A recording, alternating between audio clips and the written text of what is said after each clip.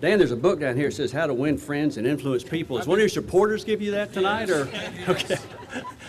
A couple of weeks ago, I ran into Dan at a function, and we started talking about the mayorship, and it was coming up, and I urged Dan to run at that time. I thought we needed him, still think that. And we talked for a while, and the next day I started thinking, why do I feel so strongly about that?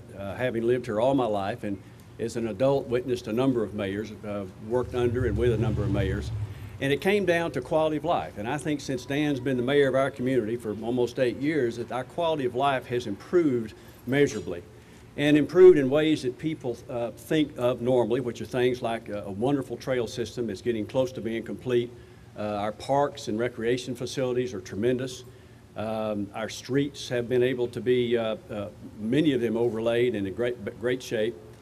So that's one aspect of it. The other is Dan's had a tremendous support for the nonprofits in Fayetteville.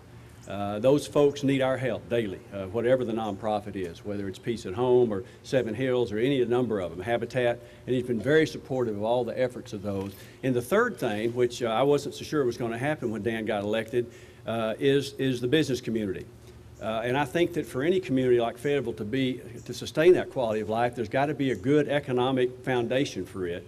And Dan has proven to be business friendly without getting in the pockets of business. And I think that's very, very important, that we encourage business to come to Fayetteville and create more financial support for our schools and for our streets and our roads and everything we need to do.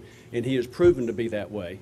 And for those reasons, I think our quality of life is a heck of a lot better. And I'm glad, Dan, you did decide to throw your hat in the ring, despite maybe your lack of sanity, as was mentioned earlier. So I urge everybody to support Dan for mayor. Rosemary and I are sure going to be in many, many ways. Thank you, Dan.